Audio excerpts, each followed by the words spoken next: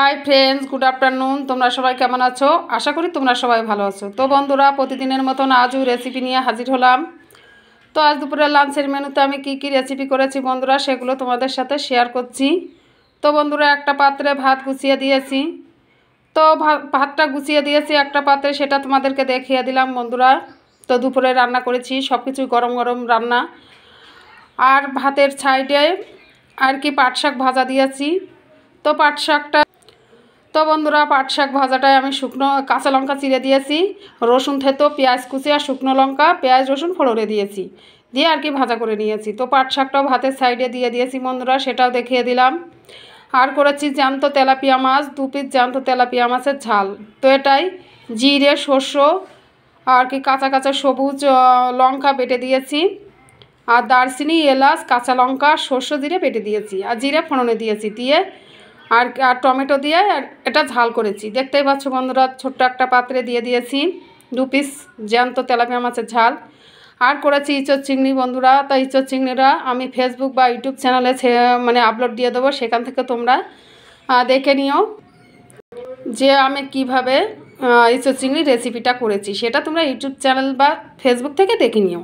তো বন্ধুরা, ইঁচড় চিংড়িটা আমি আদা, জিরে, পেঁয়াজ, রসুন, শুকনো লঙ্কা, সানরাইজির রেড চিলি পাউডার আর টমেটো পিউরি বা টুকরো টুকরো করে টমেটো আর কি কেটে মানে এটাও দিয়েছিলাম কষানোর সময়।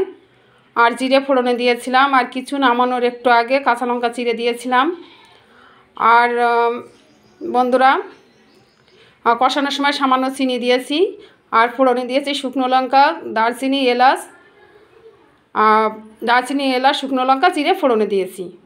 তো কষানোর সময় সামান্য চিনি দিয়ে আর কি সব কিছু মশলা দিয়ে কষিয়ে নিয়েছিলাম। আর ইঁচড়টা সিদ্ধ করে, আলুটা সিদ্ধ করিনি, হালকা করে আলুটা মানে ইঁচড়টা হালকা করে ভেজে নিয়েছিলাম, আর আলুটাও ভালো করে একটু ভেজে নিয়েছিলাম। নিয়ে আর সব কিছু মশলা কষিয়ে ঝোলের জল আর কি ফুটিয়ে চিংড়ি মাছটা, ভাজা চিংড়ি মাছটা ঢেলে দিয়ে পরিমাণ মতন আর কি ঝোল রেখে গরম মশলা দিয়ে আর কি নামিয়ে নিয়েছি। তো বন্ধুরা, এটা ইঁচড় চিংড়ি। ইঁচড় চিংড়িটা আমি গ্রেভি করেই করেছি। তো দেখতেই পাচ্ছ বন্ধুরা, ইঁচড় চিংড়িটা আর একবার তোমাদেরকে দেখিয়ে দিই। একটা পাত্রে ভাত গুছিয়ে দিয়েছি, পাট শাক ভাজা দিয়ে দিয়েছি ভাতের সাইডেই, আর ছোট্ট একটা পাত্রে মাছের ঝাল দিয়ে দিয়েছি, জ্যান্ত তেলাপিয়া মাছের ঝাল।